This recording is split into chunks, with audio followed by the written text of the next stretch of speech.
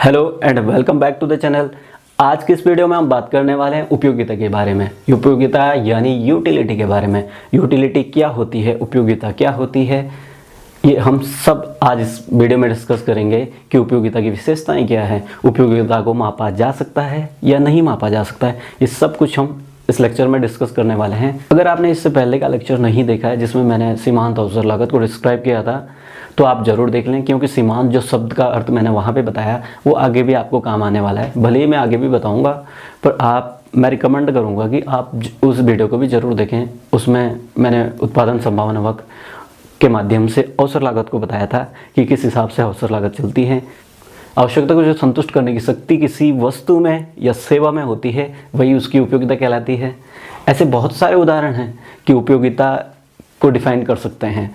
आपके पास जितनी भी चीज़ें हैं, जितनी भी चीज़ों की आप मांग करते हैं, डिमांड करते हैं, वो उन सारी ही चीज़ों में कोई ना कोई यूटिलिटी, कोई ना कोई उपयोगिता होती है जिस वजह से आप उसकी डिमांड करने लग जाते हैं।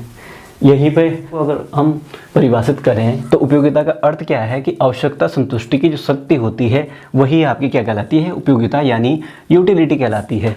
और अगर यहाँ पे परिभाषा की बात करें तो किसी वस्तु या सेवा में मनुष्य की आवश्यकता को संतुष्ट करने की जो शक्ति होती है वो क्या कहलाती है, आपकी उपयोगिता कहलाती है। प्रत्येक वस्तु में ऐसी कोई ना कोई शक्ति जरूर होती है या विशेषता आवश्यक होती है जिसके कारण क्या करता है, उपभोक्ता उसकी मांग करने लग जाता है। कोई भी वस्तु होगी, अगर उसकी डिमांड या उसकी आवश्यकता आपको पड़ती है तो उसमें कोई ना कोई ऐसा गुण जरूर होगा, कोई ना कोई ऐसी विशेषता या यूटिलिटी। उपयोगिता ही वही होती है कि यूटिलिटी, कोई ना कोई ऐसी उपयोगी चीज़ें होंगी जो आपको उस वस्तु से संतुष्ट करती हैं, वही आपकी क्या कहलाती है, उपयोगिता कहलाती हैं। तो प्रोफेसर फ्रेजर इसके बारे में क्या कहते हैं? प्रोफेसर फ्रेजर कहते हैं कि उपयोगिता केवल और केवल क्या है, इच्छा करना। प्रोफेसर फ्रेजर कहते हैं कि उपयोगिता केवल और केवल इच्छा करना है। तो अभी आपने देखा कि उपयोगिता क्या है। तो कुल मिला के बात यह है कि उपयोगिता के सैकड़ों उदाहरण हैं। आप कोई गाड़ी लेते हैं, गाड़ी की आपके लिए क्या उपयोगिता है? बहुत सारे लोगों के लिए गाड़ी की उपयोगिता है कि गाड़ी लेनी है, उसे कहीं जाना है, आने जाने के साधन के रूप में बहुत उपयोगी है। जैसे भारत में देखा जाता है कि उसको संतुष्टि इस वजह से भी मिलती है कि भाई गाड़ी लेनी है, क्योंकि दूसरे ने गाड़ी ले रखी है तो उसको भी गाड़ी लेनी है, उसको सेटिस्फाई करेगी तभी। उसको वो चलाए ना चलाए, उसके काम की है या नहीं है, उससे कोई मतलब नहीं है, उसको दिखावे के लिए भी तो गाड़ी लेनी है। वहाँ भी उसकी उपयोगिता इसलिए बढ़ गई है क्योंकि वो सेटिस्फाई हो जाएगा उस गाड़ी लेके। तो यही उपयोगिता का सीधा सीधा मतलब है कि वो आवश्यकता को संतुष्ट करने की शक्ति ही उपयोगिता है। उपयोगिता समय और परिस्थिति के अनुसार भी अलग अलग होती हैं। जैसे मादक पदार्थों का जो सेवन है, वो जो मादक पदार्थों का सेवन करते हैं उनके लिए मादक पदार्थ बहुत उपयोगी हैं, और जो सेवन नहीं करते हैं उनके लिए मादक पदार्थ की कोई उपयोगिता नहीं है। वैसे ही समय और परिस्थिति, मतलब एक ही वस्तु की हमें समय के अनुसार भी उपयोगिता अलग अलग हो सकती है। जैसे स्वेटर है, स्वेटर की हमें जाड़े में बहुत अधिक उपयोगी हैं, उनकी हमें बहुत ज़्यादा आवश्यकता होती है जाड़े में। वहीं पे अगर बात करें गर्मियों में उसकी कोई भी आवश्यकता नहीं रहती है। इस वजह से एक ही वस्तु की उपयोगिता एक ही मनुष्य के लिए अलग अलग समय पे अलग अलग हो सकती है। तो आसान शब्दों में हम कह सकते हैं कि किसी भी वस्तु में मनुष्य की आवश्यकता को संतुष्ट करने की जो शक्ति होती है वही आपकी उपयोगिता कहलाती है। किसी भी वस्तु की उपयोगिता हमें एक जैसी कभी भी नहीं रहती। जिस हिसाब से हम उसका उपभोग करते रहते हैं तो उसकी उपयोगिता निरंतर घटती चली जाती है। जैसे आप कोई गाड़ी लेते हैं, शुरू में उसकी उपयोगिता, उसकी आवश्यकता, उससे जो आपको संतुष्टि मिलती है वो बहुत ज़्यादा रहती है। धीरे धीरे करके वो उसकी जो आपको सेटिस्फाई या संतुष्ट करने की जो शक्ति रहती है वो धीरे धीरे कम होने लग जाती है। उपयोगिता का अर्थ जानने के बाद हम बात करते हैं उपयोगिता की विशेषताएं क्या क्या होती हैं। उपयोगिता की विशेषताएं क्या क्या होती हैं देखते हैं। उपयोगिता एक मनोवैज्ञानिक अवधारणा है। उपयोगिता क्या है? एक मनोवैज्ञानिक अवधारणा है। ये हमारे मानसिक संतुलन पर निर्भर करता है कि किस चीज़ से, एक ही वस्तु से हर मनुष्य को किस हिसाब से उपयोगिता मिलती है, ये उसके मानसिक संतुलन पर निर्भर करता है। तो उपयोगिता क्या हुआ? उपयोगिता एक मनोवैज्ञानिक अवधारणा है। ये प्रत्येक व्यक्ति के लिए अलग अलग हो सकती है। एक ही वस्तु की उपयोगिता प्रत्येक व्यक्ति के लिए अलग अलग हो सकती है। दूसरा है आपका उपयोगिता आवश्यकता द्वारा उत्पन्न होती है। जिस हिसाब से जिस वस्तु की उपयोगिता होती है, जिस हिसाब से किसी वस्तु की आवश्यकता होती है किसी मनुष्य के लिए, उसी हिसाब से उसकी उपयोगिता उत्पन्न होती है। उपयोगिता व्यक्तिगत होती है। एक ही वस्तु की उपयोगिता हर व्यक्ति के लिए अलग अलग हो सकती है। तो उपयोगिता क्या हुआ? उपयोगिता व्यक्तिगत होती है। उपयोगिता लाभदायक व हानिकारक दोनों ही प्रकार की वस्तुओं में निहित होती है। उपयोगिता जो है दोनों ही प्रकार के वस्तुओं में होती है। वो वस्तु लाभदायक है या हानिकारक है। जैसे मादक पदार्थ हैं, वो लाभदायक नहीं है, हानिकारक है, फिर भी उसमें जो उनका सेवन करते हैं उनके लिए उसमें उपयोगिता रहती है। तो उस हिसाब से क्या हुआ कि उपयोगिता लाभदायक और हानिकारक दोनों ही प्रकार के वस्तुओं में पाई जाती है। पांचवें पॉइंट की बात करें तो उपयोगिता नैतिक सिद्धांतों से प्रभावित नहीं होती है। उपयोगिता का मतलब, उपयोगिता का नैतिक सिद्धांतों से कोई भी लेना देना नहीं है। जिनको गलत काम करने में संतुष्टि मिलती है, जैसे चोरी करने में या डकैती डालने में, अगर उनको संतुष्टि मिल रही है तो उससे उनको उपयोगिता मिल रही है, तो ये नैतिक सिद्धांतों से तो परे हैं, ये गलत काम है पर उनको उससे उपयोगिता मिल रही है। तो इसका क्या मतलब हुआ कि उपयोगिता का नैतिक सिद्धांतों से कोई लेना देना नहीं है। अगर छठे पॉइंट की बात करें तो उपयोगिता सापेक्षिक होती है। सापेक्षिक मतलब रिलेटिव होती है। एक ही वस्तु की उपयोगिता एक ही मनुष्य के लिए अलग अलग समय पर अलग अलग हो सकती है। जैसे स्वेटर की उपयोगिता ठंड में बहुत अधिक होती है उसी व्यक्ति के लिए, और स्वेटर की उपयोगिता गर्मियों में उसी व्यक्ति के लिए कोई उपयोगी नहीं है। तो यहाँ पे क्या आया कि उपयोगिता सापेक्षिक होती है। अब बात करते हैं कि उपयोगिता को मापा जा सकता है।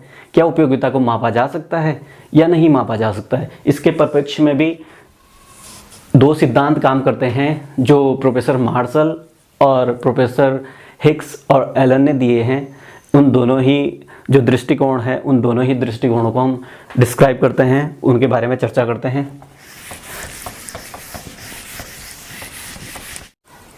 अब बात करते हैं उपयोगिता के माप की। उपयोगिता की माप, उपयोगिता की माप करें तो उपयोगिता की माप के बारे में दो दृष्टिकोण हमें देखने को मिलते हैं। पहला दृष्टिकोण है आपका गणनावाचक दृष्टिकोण। गणनावाचक दृष्टिकोण यानी गणनावाचक सिद्धांत।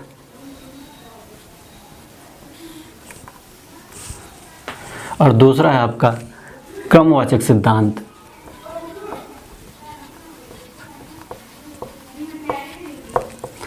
दूसरा है आपका क्रमवाचक सिद्धांत, यानी कार्डिनल अप्रोच और ऑर्डिनल अप्रोच। गणनावाचक सिद्धांत को दिया था प्रोफेसर मार्शल ने। किसने दिया था? प्रोफेसर मार्शल ने। ये भी क्वेश्चन आता है 1 नंबर में। गणनावाचक सिद्धांत को दिया था प्रोफेसर मार्शल ने।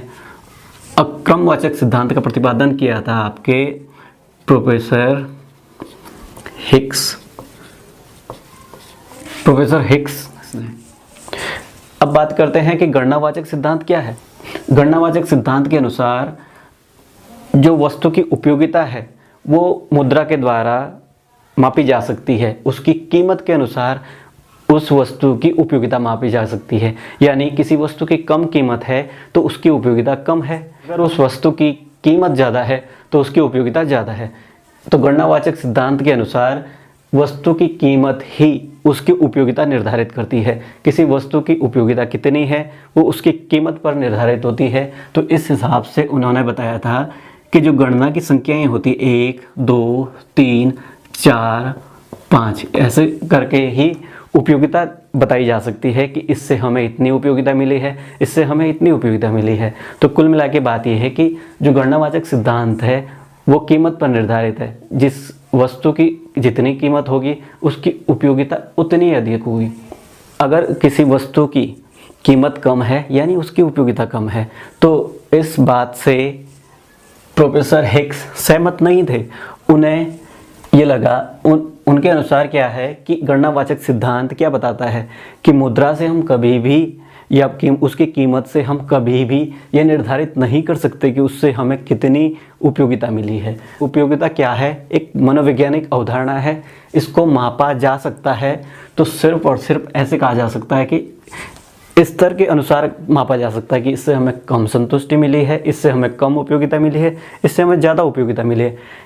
कीमत का क्या है कि कीमत तो मनुष्य के लिए एक जैसी है। कोई सी भी चीज़ अगर आप लेते हो, आपके लिए भी वही कीमत है, मेरे लिए भी वही कीमत है, पर संतुष्टि का स्तर यानी उपयोगिता का स्तर आपके लिए भी वही और मेरे लिए भी वही नहीं रहेगा। प्रत्येक मनुष्य के लिए किसी भी वस्तु से उसकी उपयोगिता का जो स्तर होता है, उपयोगिता होती है, वो अलग अलग होती है। उसी हिसाब से प्रोफेसर हिग्स ने क्या बताया था, क्रमवाचक सिद्धांत में बताया कि जो उपयोगिता है वो एक मनोवैज्ञानिक अवधारणा है। मनोवैज्ञानिक अवधारणा का मतलब है कि उपयोगिता को स्तर के अनुसार मापा जा सकता है कि इससे हमें, जैसे इन्होंने बताया था कि फर्स्ट, सेकंड, थर्ड, फोर्थ, तो इस तरह से इन्होंने उपयोगिता के स्तर बताए थे कि इससे हमें कम स्तर की उपयोगिता प्राप्त हुई और इससे हमें ज़्यादा स्तर की उपयोगिता प्राप्त हुई है। जैसे कोई वस्तु लेते हैं, उससे आपको कितनी संतुष्टि मिल रही है ये आप पर निर्भर करता है, और मुझे उस वस्तु से कितनी संतुष्टि मिल रही है ये मुझ पर निर्भर करता है। तो इसको हम अगर मापें तो कम संतुष्टि और ज़्यादा संतुष्टि इस हिसाब से माप सकते हैं। तो इस तरह से जाना हमने गणनावाचक सिद्धांत और क्रमवाचक सिद्धांत। गणनावाचक सिद्धांत का प्रतिपादन प्रोफेसर मार्शल ने किया था और क्रमवाचक सिद्धांत का प्रतिपादन प्रोफेसर हिग्स ने किया था। इसके अनुसार उपयोगिता को कीमत के अनुसार मापा जा सकता है और इनके अनुसार उपयोगिता एक मनोवैज्ञानिक अवधारणा है जिसमें सिर्फ स्तर बता सकते हैं कि इससे हमें कम उपयोगिता मिली है, इससे हमें ज़्यादा उपयोगिता मिली है। और प्रोफेसर मार्शल क्या कहते हैं कि जिसकी कीमत ज़्यादा उसकी उपयोगिता ज़्यादा, जिसकी कीमत कम उसकी उपयोगिता कम। तो इस तरह से हमने जाना गणनावाचक सिद्धांत और क्रमवाचक सिद्धांत यानी कार्डिनल अप्रोच और ऑर्डिनल अप्रोच, दोनों ही सिद्धांतों को हमने डिस्क्राइब किया। तो इस उम्मीद है आपको ये लेक्चर पसंद आया होगा, ये चीज़ें आपके समझ में आई होंगी। इसके बाद हम बात करेंगे सीमांत उपयोगिता और कुल उपयोगिता की। सीमांत उपयोगिता क्या होती है और कुल उपयोगिता क्या होती है, ये इसके बाद के लेक्चर में हम डिस्कस करेंगे। तो उम्मीद है आपको ये लेक्चर पसंद आया होगा। वीडियो को लाइक करें, अपने दोस्तों के साथ शेयर करें और चैनल को सब्सक्राइब करना ना भूलें। कुछ भी क्वेरीज आपकी होती है तो आप कमेंट बॉक्स में लिख सकते हैं। धन्यवाद।